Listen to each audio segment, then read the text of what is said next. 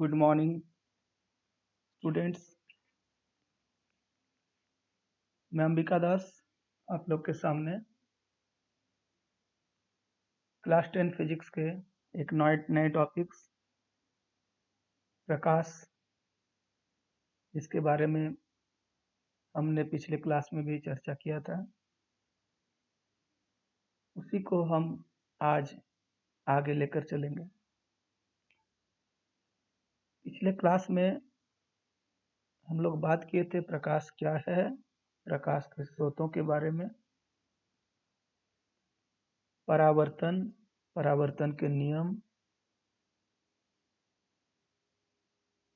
दर्पण के विभिन्न प्रकार और दर्पण से जुड़े कुछ मुख्य बिंदुओं के बारे में। मुझे उम्मीद है कि वे सारे कॉन्सेप्ट आपको क्लियर होगा,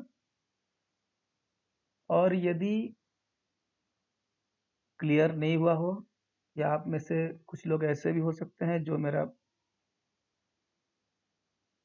इसका प्रीवियस वीडियो को नहीं देखा हो, तो इस वीडियो को देखने से पहले प्रीवियस वीडियो को एक बार जरूर देख लें, ताकि इसके पहले के जो मूल बिंदु हैं, जो मूल अवधारणा है, वो स्पष्ट रहे और आज के इस लेसन को सीखने में हमारा मदद करे। आज हम लोग बात करते हैं किरण आरेखों का उपयोग करके गोलीय दर्पणों द्वारा बने प्रतिबिंबों का निरूपण। जैसे पिछले क्लास में हम लोग बात किए थे कि जब किसी दर्पण में प्रकाश की किरणें आपतित होती है,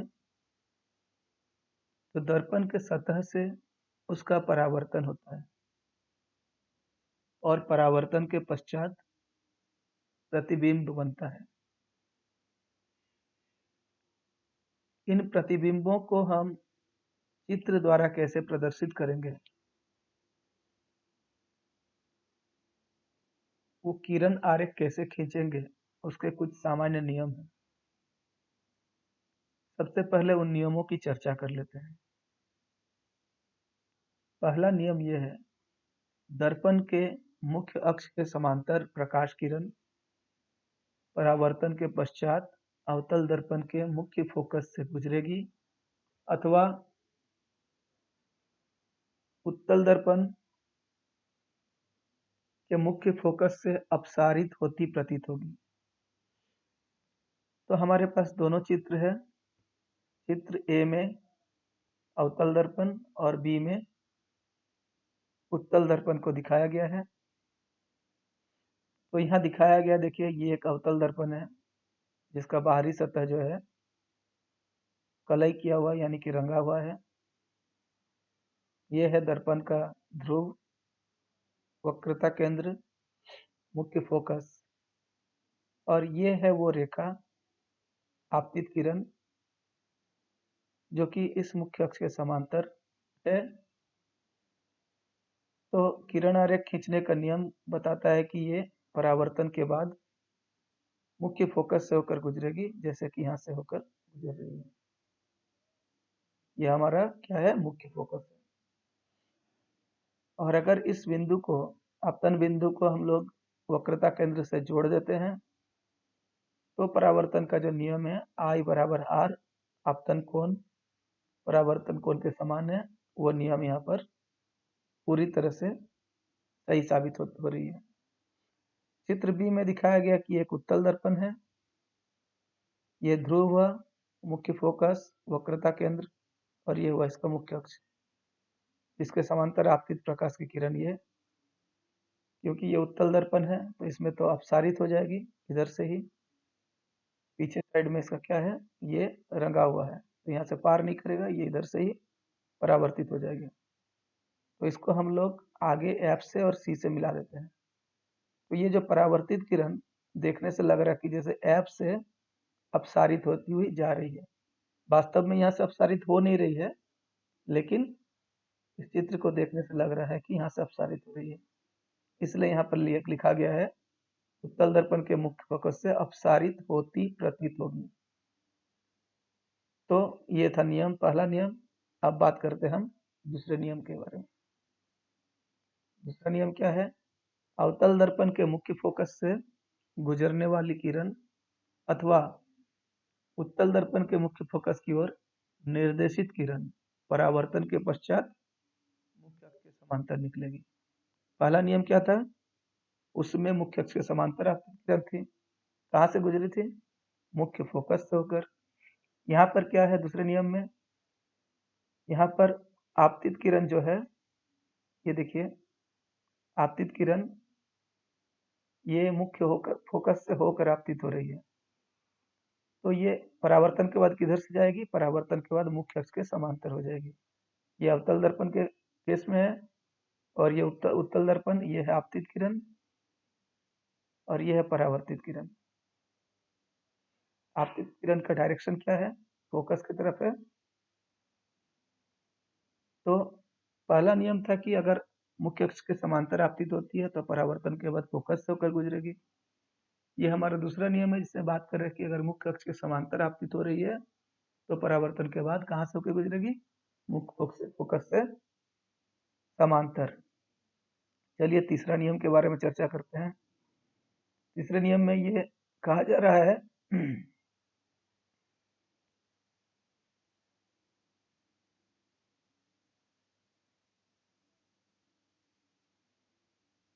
अवतल दर्पण के वक्रता केंद्र से गुजरने वाली किरण अथवा उत्तल दर्पण के वक्रता केंद्र की ओर निर्देशित किरण, इसके ओर गुजरने वाली वक्रता केंद्र से, या उत्तल दर्पण के वक्रता केंद्र की ओर निर्देशित किरण परावर्तन के पश्चात उसी पथ के अनुदिश वापस परावर्तित होती है। मतलब क्या हुआ? हम लोग यहाँ पर लिए एक अवतल दर्पण में जिसमें आपतित किरण सी से होते हुए वक्रता केंद्र से होते हुए दर्पण में आ रही है। तो ये नियम कहता है कि परावर्तन के बाद उसी दिशा में ये परावर्तित हो जाएगी, जिस दिशा से आए थे उसी दिशा से।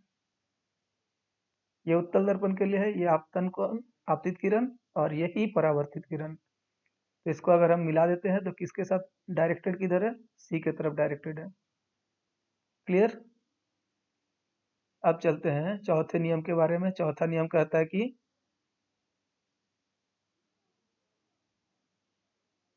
चौथा नियम कहता है अवतल दर्पण चित्र ए में अथवा उत्तल दर्पण चित्र बी के बिंदु पी मानी दर्पण का ध्रुव की ओर मुख्य अक्ष से तिर्यक दिशा में आपतित किरण, तिर्यक दिशा मतलब तिरछी, तिर्यक दिशा में ही परिवर्तित होती है। आपतित तथा परावर्तित किरणें आपतन बिंदु P पर मुख्य अक्ष के समान कोण बनाते हुए परावर्तन के नियमों का पालन करती है। मतलब ये अगर इस तरह से P पॉइंट पे आपतित हो रही है ध्रुव पर, तो उस दिशा में जाएगी जिससे कि ये जो PC है मुख्य अक्ष के साथ इसका जो कोण बन रहा है उतना कोण इधर भी बनाएगी, और उतना डिग्री कोण बनाते हुए ये परावर्तित हो जाएगी। ये उत्तल दर्पण के केस में हुआ, ई परावर्तित हुई, बीच में आई कोण बना, उसी के बराबर आर कोण इधर बनेगा, और उस दिशा में ये परावर्तित हो जाएगी। ये चार नियम बेहद इंपॉर्टेंट है, क्योंकि जब भी हम किरण आरेख खींचेंगे तो इन नियमों को हम अवहेलना नहीं कर सकते हैं। इन्हीं नियमों को देखते हुए, इन्हीं को मानते हुए हम आगे किरण आरेखों को खींचेंगे।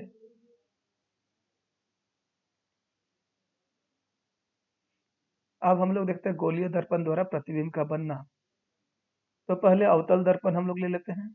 हम लोग यहाँ पर अवतल दर्पण में 6 अलग-अलग स्थिति के लिए किरण आरेख खींचते हैं।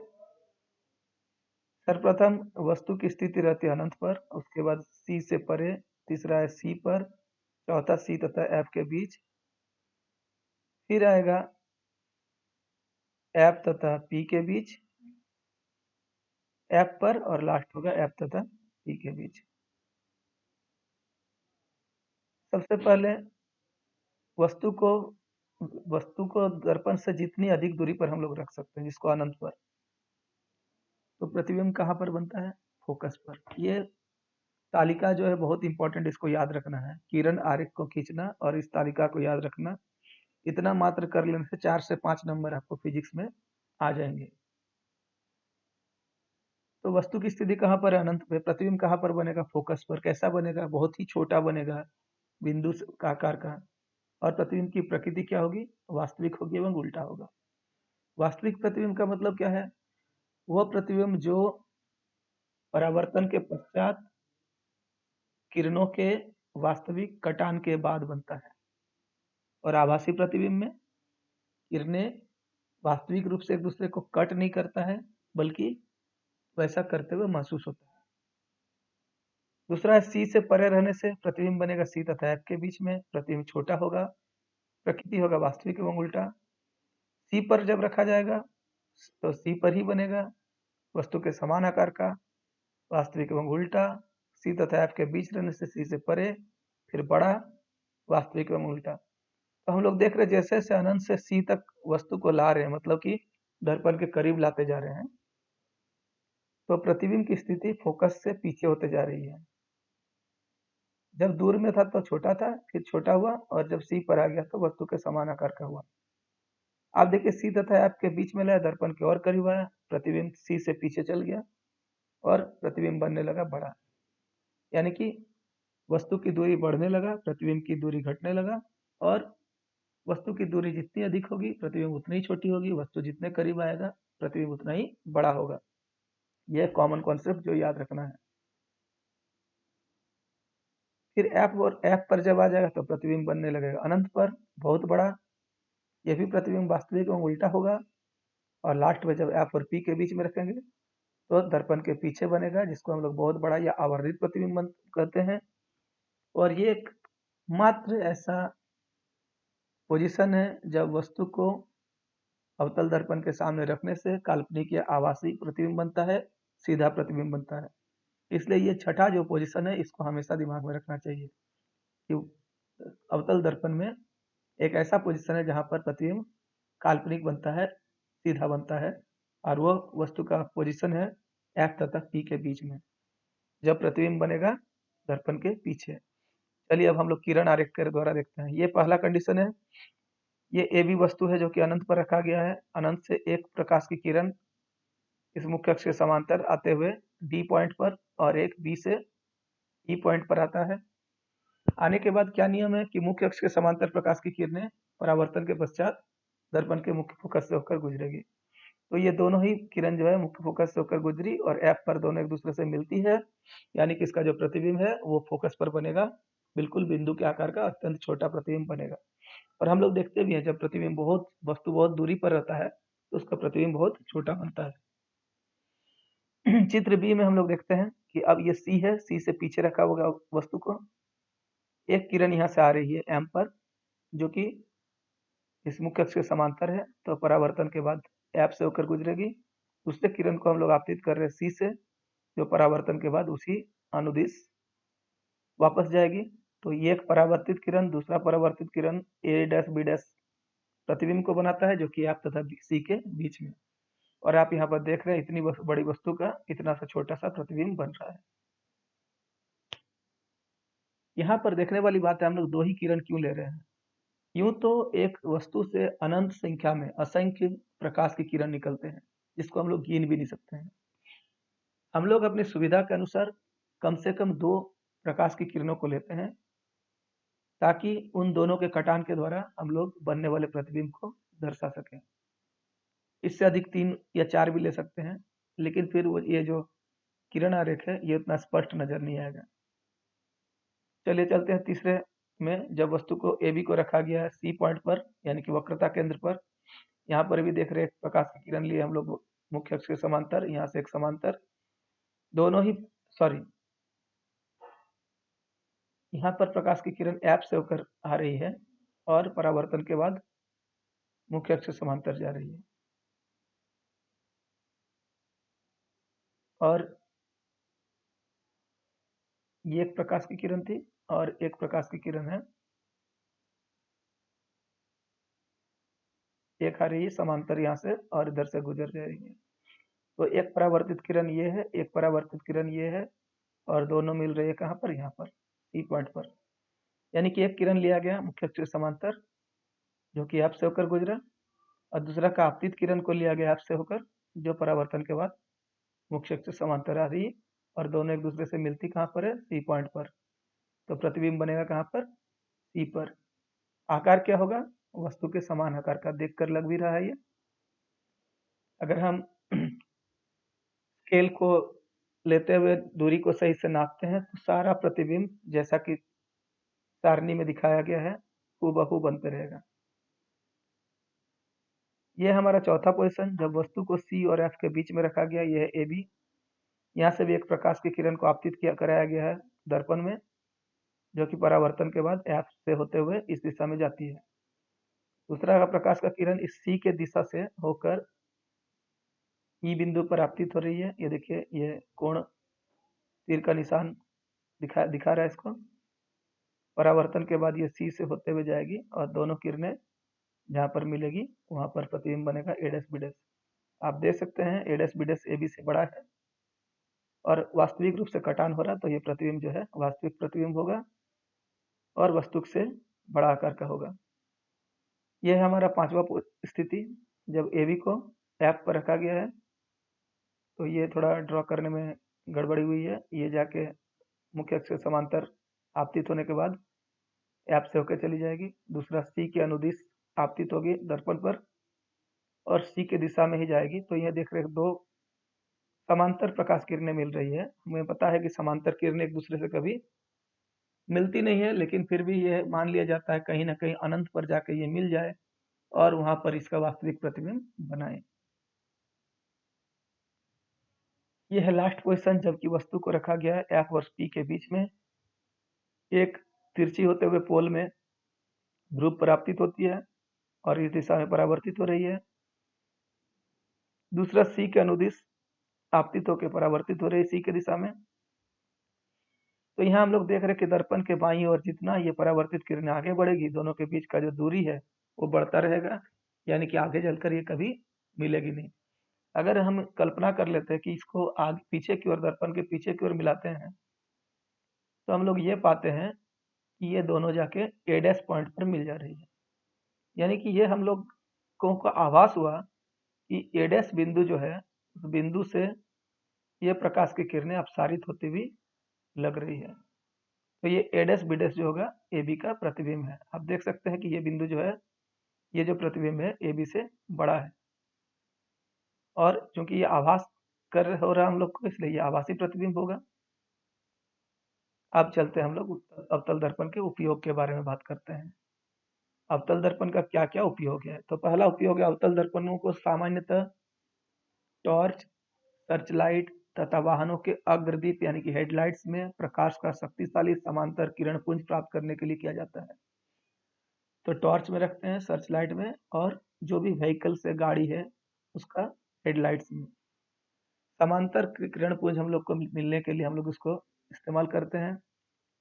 यहाँ पर जो लाइट रहेगा, बल्ब जो रहता है, उसको हम लोग रखते हैं फोकस में, ताकि वहां से रिफ्लेक्ट होके, दर्पण से रिफ्लेक्ट होके ये जो प्रकाश की किरणें हैं दूर तक जाए। दूसरा उपयोग है, इन्हें प्राय चेहरे का बड़ा प्रतिबिंब देखने के लिए शेविंग दर्पण, शेविंग मिरर के रूप में उपयोग करते हैं। दाढ़ी बनाने के लिए जो हम लोग जिस दर्पण का इस्तेमाल करते हैं वो अवतल दर्पण है। क्यों करते हैं, ताकि सामने जब हम लोग जाए तो हमारा जो चेहरा है वो बड़ा दिखे और शेविंग करते समय बारीकी से हम अपने चेहरे को देख सकें। तीसरा उपयोग है, दंत विशेषज्ञ डेंटिस्ट अवतल दर्पणों का उपयोग मरीजों के दांतों का बड़ा प्रतिबिंब देखने के लिए करते हैं। क्योंकि मुंह के अंदर हम लोग जो भी वस्तु है, दांत है, वो बहुत बड़ा साइज का नहीं होता है और डायरेक्ट देख नहीं सकते हैं। तो दांतों के जो डॉक्टर है अवतल दर्पण का उपयोग करते हैं उस मरीज का दांत को बड़ा करके देखने के लिए, ताकि उनको अपना चिकित्सा कार्य करने में किसी प्रकार की दिक्कत ना हो। नेक्स्ट है, सौर भट्टियों में, मतलब सोलर जो चूल्हा होता है, सौर चूल्हा में सूर्य के प्रकाश को केंद्रित करने के लिए बड़े बड़े अवतल दर्पणों का उपयोग किया जाता है। उसमें क्या करता है, अनंत सूर्य की जो प्रकाश आ रही है अनंत दूरी से, तो उसके सामने में एक अवतल दर्पण रख दिया जाता है जो कि प्रकाश की उन किरणों को एक जगह फोकसित कर देता है। अब सारे किरणें जब एक जगह फोकसित होगा तो बहुत ज़्यादा मात्रा में ऊष्मा उत्पन्न होती है, जिसका उपयोग हम लोग खाना पकाने के लिए कर सकते हैं। अब चलते हैं उत्तल दर्पण द्वारा बनने वाले प्रतिबिंब।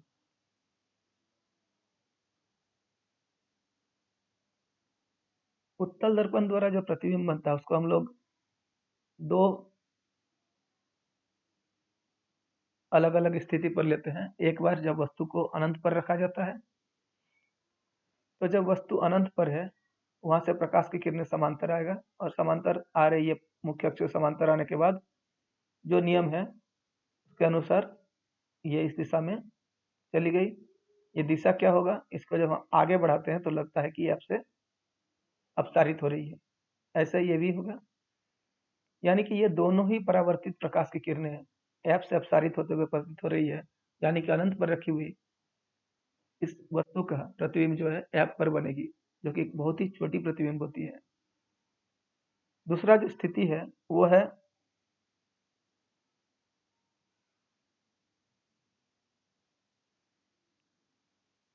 दर्पण के ध्रुव के बाद कहीं पर भी रख सकते हैं। ये भी एक स्थिति है जिसका एक किरण देख रहे हैं हम लोग, ये सी के अनुदिश में आपतित होते हुए इसी दिशा में चली जाएगी। सॉरी, ये सी को हम लोग मिलाए हैं ऐसे ही, तो अगर यहाँ से आपतित हो रही है तो परावर्तित भी इसी दिशा में हो जाएगी। दूसरा, प्रकाश की किरणें मुख्य अक्ष के समांतर आई है और इस दिशा में गई, यानी कि अपसारित कहाँ से हो रही है, उसके लिए हम लोग इसको आगे बढ़ाएंगे, तो ऐप से अपसारित हो रही है, और ये परावर्तन कहाँ से हो रही है, सी के अनुदिश में हो रही है। कहाँ दोनों का मिलन हो रहा है, एडेस पॉइंट पर, तो एडेस बीडेस जो होगा ए बी का प्रतिबिंब है। तो यहाँ भी देख सकते हैं कि वस्तु से छोटे आकार का बन रहा है। दर्पण के दाईं ओर जब भी प्रतिबिंब बनता है तो वो आभासी प्रतिबिंब होता है। आभासी प्रतिबिंब हमेशा कैसा होता है, सीधा होता है। तो उत्तल दर्पण हमेशा आभासी प्रतिबिंब ही बनाता है। तो ये थे उत्तल दर्पण। अब हम लोग उत्तल दर्पण के वस्तु स्थिति के लिए जो सारणी है वो इस प्रकार है। वस्तु को जब अनंत पर रखते हैं, प्रतिबिंब दर्पण के पीछे अक्ष पर बनता है। कैसा रहता है प्रतिबिंब का आकार, छोटा बिंदु के आकार का। प्रतिबिंब की प्रकृति कैसा होता है, काल्पनिक होता है। कैसा होगा, काल्पनिक होने से सीधा होगा। और जब अनंत एवं ध्रुव के बीच में रखेंगे तो तब पी तथा एफ के बीच दर्पण के पीछे बनेंगे। ऐसा प्रतिबिंब छोटा प्रतिबिंब, प्रकृति कैसा, काल्पनिक एवं सीधा। तो ये थे हमारे उत्तल दर्पण के बारे में। अब हम लोग जान लेते हैं उत्तल दर्पण के उपयोग। उत्तल दर्पणों का उपयोग सामान्यतः वाहनों के पश्च दृश्य यानी कि विंग दर्पणों के रूप में किया जाता है। ये दर्पणों के वाहन के पार्श्व में लगे होते हैं तथा इनमें ड्राइवर अपने पीछे के वाहनों को देख सकते हैं, जिससे वे सुरक्षित रूप से वाहन चला सकें। उत्तल दर्पणों को इसलिए भी प्राथमिकता देते हैं क्योंकि वे सदैव सीधा प्रतिबिंब बनाते हैं, यद्यपि वह छोटा होता है। इनका दृष्टि क्षेत्र भी बहुत अधिक होता है क्योंकि ये बाहर की ओर वक्रित होते हैं। अतः समतल दर्पण की तुलना में उत्तल दर्पण ड्राइवर के को अपने पीछे के बहुत बड़े क्षेत्र को दिखाने में समर्थ बनाते हैं। तो उत्तल दर्पण का उपयोग जो करते हैं वो हम लोग बैकलाइट में जो लुकिंग ग्लास जो है उसको बनाने में उत्तल दर्पण का उपयोग करते हैं। उसका कारण है कि बहुत विस्तृत इसका दृष्टि क्षेत्र होने के कारण बहुत बड़ा क्षेत्र को वो उस छोटे से आईने में दिखा सकता है, और साथ ही ये सीधा प्रतिबिंब बनाता है।